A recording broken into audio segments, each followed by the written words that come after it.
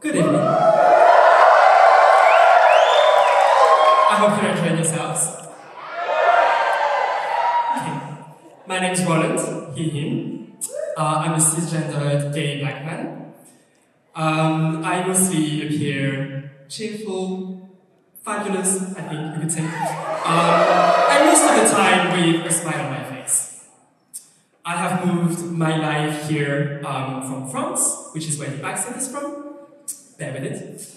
I'm educated, well-spoken, competent, I'm a hard worker, I do a job that I love, I'm working for a cause that I'm passionate about, which is all of this. And I have surrounded myself with an incredible community of beautiful, talented, and kind people who are all the people you're seeing on stage tonight. So you would think I'd be thriving, right? Well, guess again. More than living, all I've been doing for years now is surviving. I'm not even sure how many years. One day, probably as a teen, I switched on my survival mode, and I don't think I ever switched it off for more than a week. And sometimes, it feels like I never will. All I know is, I'm exhausted. I'm so tired of having to fight through every day. It's having to calculate the risk in any decision, knowing that I don't have much of a safety net below me because my parents don't have money. It's knowing that a single miscalculation, the next redundancy, the next rent increase, any of those things and more could simply bankrupt me. It's living in fear, knowing how close I am at any given time to going back to square one. And it's knowing that square one is a household that's not exactly welcoming. It's knowing that I'll never have an easy relationship with my mother, that she'll never really accept me, or my life choices, as she calls them. It's being told that I will never live a happy life, and hearing those words echo through every single action I take, and resonate through every failure and every setback. Every time something doesn't work out for me, I think, maybe she was right, maybe I won't ever be happy. It's going into any sort of romantic situation, knowing that I would never bring the guy home, or to a family event because she wouldn't want to meet him, and that would only cause drama and hurt feelings for everyone. It's knowing at the back of my mind that the situation won't change, at least not for the better. And it's living with the anxiety that whatever status quo we have now can break at any point. It's feeling like the famous saying, "it gets better," somehow doesn't apply to me. Or maybe it only applies to white people? It's wishing, sometimes, that I'd been born in a white family. Wishing I was born white. Wishing I was born as someone else.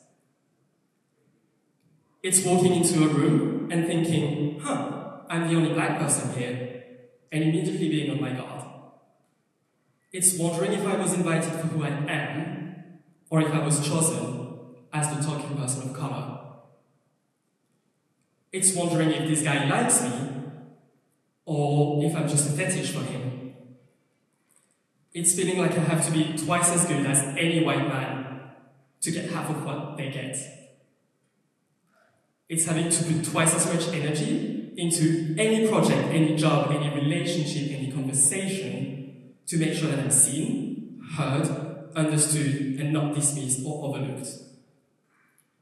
And it's being on my guard and ready for all of that, regardless of whether the person in front of me is actually racist or not, because I can't afford to wait and see. It's knowing that I'm good at something, showing that I'm good at something, and still being passed for an opportunity. It's being the most capable person in the room, and still having to say the same thing 7 times, before my idea is either dismissed or stolen by someone people will actually listen to.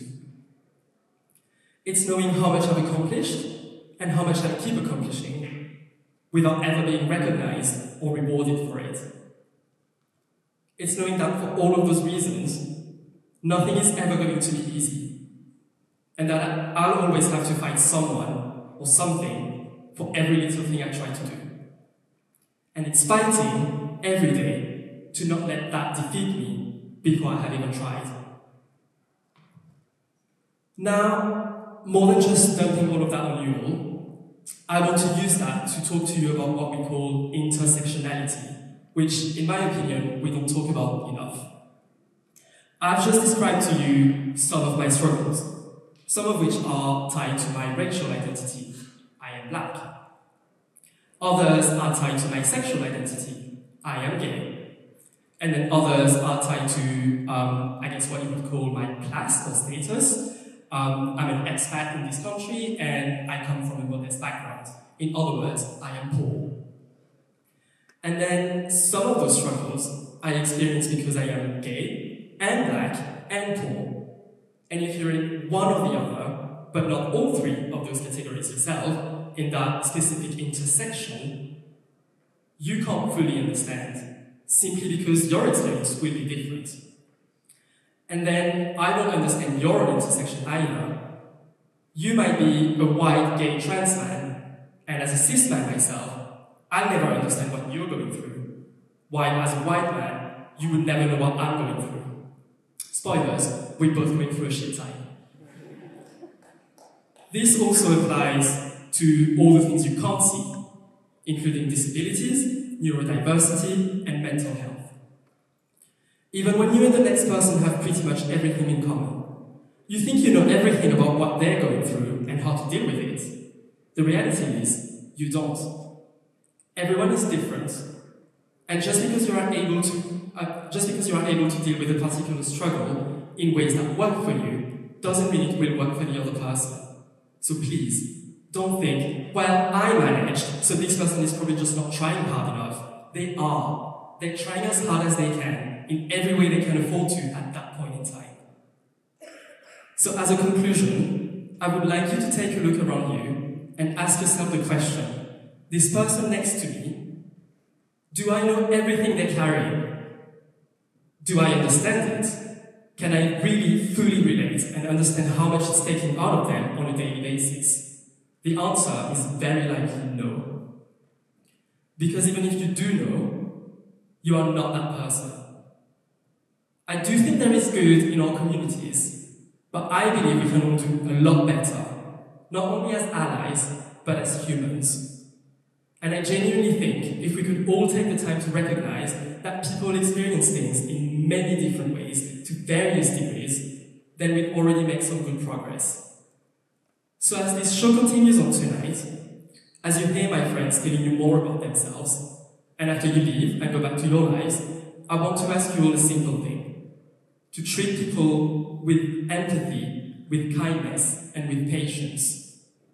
Whether it's a friend, a family member, a housemate, a bad date, a good date, a workmate, a client, an employee, a manager, a random stranger.